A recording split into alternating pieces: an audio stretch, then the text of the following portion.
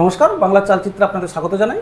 আজ আমি এসেছি পশ্চিমবাংলার সবথেকে বড় এবং সবথেকে বিশ্বাসযোগ্য বই বিপণী, অর্থাৎ উনি অনলাইনে বই ডেলিভারি করেন, শ্রীমতী প্রিয়াঙ্কা করপালের সঙ্গে। নমস্কার ম্যাডাম। নমস্কার। প্রথমেই জিজ্ঞেস করবো, আপনি তো হাউসওয়াইফ, গৃহবধূ, হঠাৎ করে বইয়ের মতো ব্যবসা এলেন কীভাবে?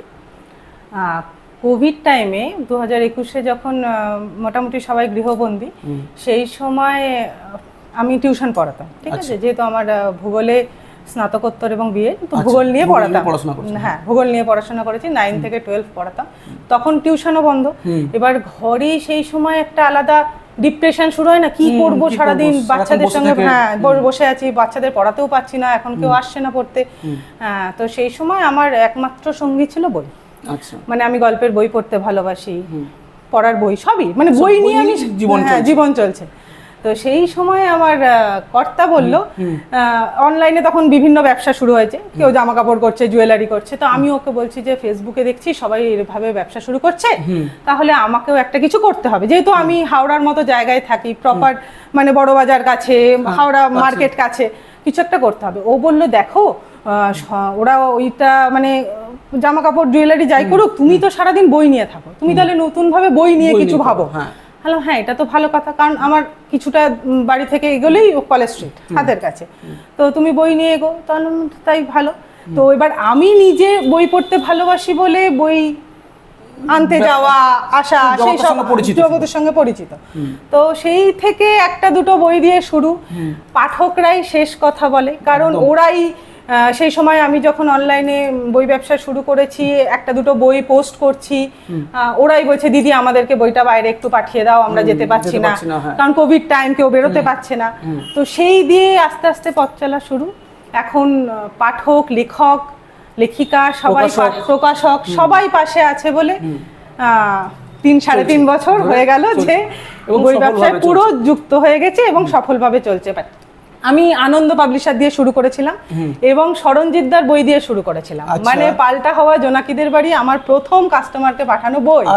সেই সময় আনন্দর বহু বই আউট অফ স্টক, মানে বই প্রিন্ট হয়ে আসছে না। যারা পাঠক, যারা বই পড়তে ভালোবাসে, তারা সব সময় চাই বইটা মানে তাদের কাছে আসুক, মানে আমি এটা পড়বো, মানে আমি এটা পাই, যেভাবে হোক পাই। তো সেই সময় তারা আমাকে রিকোয়েস্ট করে, দিদি বইটা আমাকে একটু তুলে পাঠিয়ে দাও। তো সেইভাবেই বই শুরু হয়েছে, বইয়ের পথ চলা শুরু, এবং সেটা এখনো চলছে। যারা আপনার কাছে বই নেয়নি তাদেরকে যদি একবার বলে দেন কিভাবে তারা যোগাযোগ করবে এবং তারা কি কি সাপোর্ট পাবে, যাতে তারা নিশ্চিত থাকতে পারে বই পাবে? হ্যাঁ, আমার হোয়াটসঅ্যাপ নাম্বারে সবাই উইশ লিস্ট পাঠায়, সেই বইগুলো কমেন্ট বক্সে হোয়াটসঅ্যাপ নাম্বারটা দিয়ে দেবো একদম। হ্যাঁ, সেই বইগুলো সমস্ত চেক করি, চেক করে ভালো করে ট্রিপল লেয়ার প্যাকেজিং করে পাঠাই। বইয়ের যদি কোনো রকম পেজের গন্ডগোল হয় বা কোনো রকম প্রবলেম হয়, কিচ্ছু সমস্ত চেঞ্জ করার ব্যবস্থা আছে, সেটা আমি করে দিই। আচ্ছা, ঠিক আছে।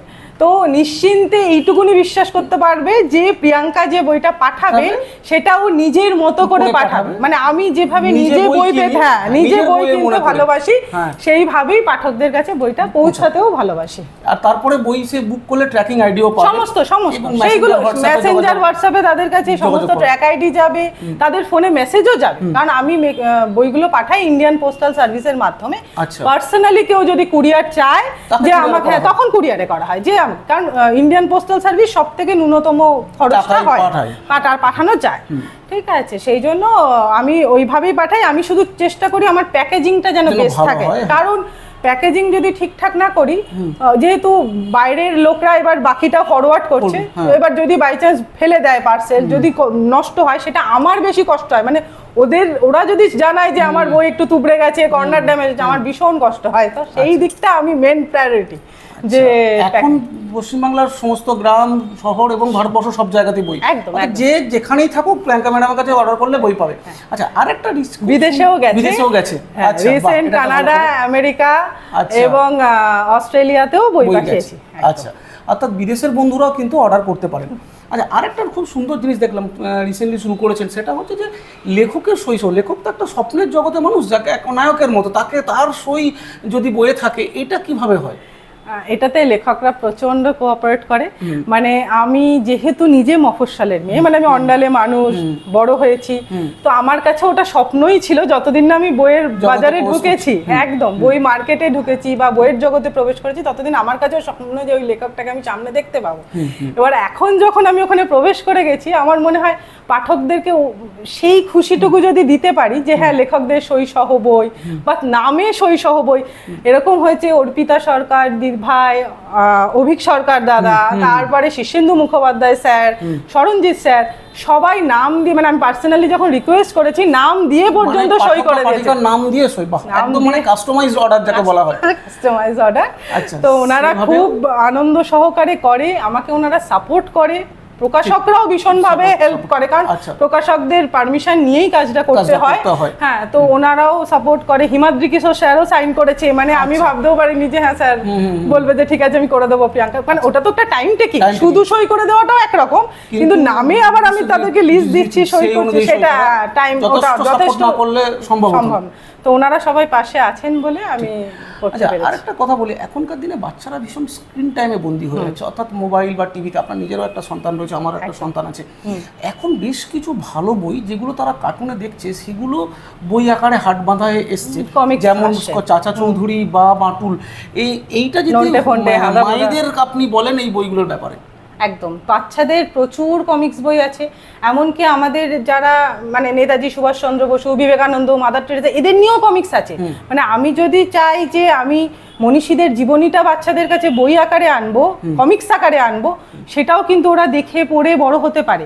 আর সব থেকে বড় কথা, স্ক্রিন টাইমটা বাচ্চারা কিন্তু বড়দের দেখেই শেখে। একদম, বড়রা যদি সারাদিন হাতে ফোন নিয়ে বসে থাকে, আপনি কোনোভাবেই কোনো বাচ্চাকে বলতে পারবেন না যে তুই বই পড় বা তুমি বই পড়ো। কেন পড়বে? ওরা তো সারাদিন মাকে ওটাই দেখছে, বাবাকে ওটাই দেখছে, সারাদিন স্ক্রল করছে। আমার সন্তান, আমার হাজবেন্ড কমিক্স প্রেমী, ও কমিক্স পড়তে ভালোবাসে। ও যখন পড়ে, ও আমার ছেলেকে শোনায়, তো সেই থেকে ওর ইন্টারেস্ট হয় যে হ্যাঁ আমি পড়বো। তো একদম ছোট বাচ্চাদের তুতুবুতু, বাগাবুতু, চ্যাঙ্গা ব্যাঙার অ্যাডভেঞ্চার, অনেক ছোটদের শিশু সাহিত্যের বই আছে, বয়স উপযোগী বিভিন্ন বই আছে, রূপকথার গল্প, যেগুলোই আমরা স্ক্রিনে দেখাচ্ছি ওদেরকে যে তুই কার্টুন দেখ, সেটাই আমি বই, কমিক্স বইটাকে হাতে নিয়ে পড়ে শোনাই। তাতে তার একাগ্রতা বাড়বে, ধৈর্য বাড়বে। অবশ্যই বই পড়ার মতো ভালো জিনিস হয় না, মানে ওইটা একটা অভ্যেস। ওই জায়গাটায় যদি একটা বাচ্চাকে নিয়ে যাওয়া যায়, ওর নিজের কল্পনা শক্তি বাড়বে, একাগ্রতা বাড়বে, পড়াশোনা। মানে এটা খুব ভুল ধারণা যে গল্পের বই যার পড়ার নেই সে নাকি পড়ার বই পড়ে না, একদমই এটা বরং উল্টোটা। একদম, যে গল্পের বই পড়বে তার সে প্রচুর তথ্য পাবে, সে নিজে লেখার আগ্রহ বাড়বে। তো সেটা একটা আলাদা পজিটিভ দিক আছে, যেটা যদি মারা করে তাহলে আমার মনে হয় ভালো হয়। কিন্তু এখন সবাই তো করছে না, এখন যুগের সঙ্গে মিশে যাচ্ছে। আচ্ছা, আরেকটা কথা হচ্ছে যে অনলাইনে যে তথাকথিত প্ল্যাটফর্মগুলো আছে, ওখানে কি হয় শুধু বাজার চলতি বই পাওয়া যায়, আর একটা হয়, আমি আপনার ফেসবুক পেজেও দেখেছি, ওইটা যদি একটু পাঠকদের বলেন, অনেক সময় প্রচুর ডিসকাউন্টে বই দেন, ওইটা পাঠকরা কিভাবে জানতে পারবে? ওটা তো পাবলিশাররা যখন ডিসকাউন্ট অ্যাভেল করে, আমরাও চেষ্টা করি আমাদের মতো করে ডিসকাউন্ট দেওয়া। ওটা বছরে 1-2 বার হয়। হ্যাঁ, সেই সময় যখন পাবলিশাররাও দেয় আমরাও দিই, যে আমরা আপনার ফেসবুক পেজে আপডেট হয়ে যায় যে এরকম এই পাবলিশারের এই ডিসকাউন্ট চলছে। সেটা বিভিন্ন পাবলিশার হিসাবে ডিসকাউন্ট ডিপেন্ড করে, ঠিক আছে। মিনিমাম মানে ম্যাক্সিমামই পাবলিশার 20-25% থাকেই, কখনো অফার চললে তখন 30%ও থাকে। আবার কিছু পাবলিশার আছে যেগুলো 10-15ই দেওয়া যায়, সেটা সেই রকমই দেওয়া যায়, মানে বই অনুযায়ী, পাবলিশার অনুযায়ী ডিসকাউন্ট। একদম। আরেকটা আমার শেষ প্রশ্ন, অনেক গৃহবধূ বাড়িতে থাকেন, তারা করতে চাইছেন কিছু একটা, এবারে তারা যদি বই ব্যবসায় নামতে চায়, তাদেরকে কি কি পরামর্শ দেবেন? তারা বই ব্যবসায় নামতে চাইলে প্রথম যেটা হতে হবে, তাকে বই ভালোবাসতে হবে প্রচুর, কারণ সারাদিন বই নিয়ে কাজ করতে হয়, বইয়ের বিষয়বস্তু তাকে জানতে হবে, কোন পাঠক কি রকম বই পড়তে ভালোবাসে সেটা তো তাকে জানতে হবে, নাহলে সেই পাঠকটাকে বই দেবে কিভাবে। আমার কাছে এরকম রিকোয়েস্ট আছে, দিদি গোয়েন্দা কি কি বই আছে আমাকে একটু সাজেস্ট করো, ভূতের কি কি বই আছে সাজেস্ট করো, বাচ্চাদের কি কি বই, তাহলে সেই ব্যাপারে আমাকে জানতে হবে, যে আপডেটেড থাকতে হবে অবশ্যই। সেটা ভালোবাসার জায়গা থাকতে হবে, অ্যাভেলেবিলিটি, মানে তোমাকে কলেজ স্ট্রিটে গিয়ে, কলকাতায় গিয়ে বইটা তো আনতে যেতে হবে, এনেই সেটাকে প্যাকেজিং করে যত্ন করে পাঠকের কাছে পাঠাতে হবে।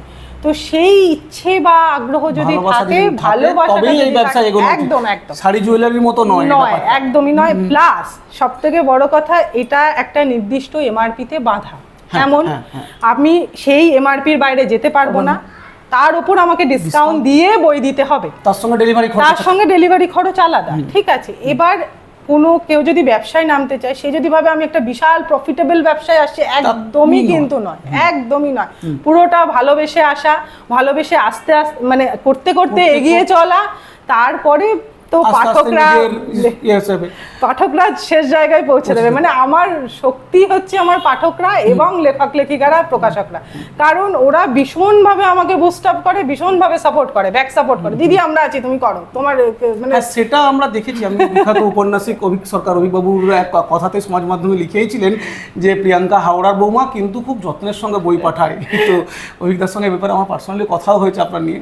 তো আমি ভীষণভাবে সন্তুষ্ট আপনার কাছে বই নিয়ে। তো আমি পাঠকদের বাংলা চলচ্চিত্রের মাধ্যমে যারা আছে, একবার বই নিয়ে প্রিয়াঙ্কার কাছ থেকে দেখতে পাবে, তার প্যাকেজিং, তার ডিসকাউন্ট সব নিয়ে ভালো লাগবে। আপনাদের আমার সময় দিলেন, তার জন্য অনেক ধন্যবাদ। নমস্কার।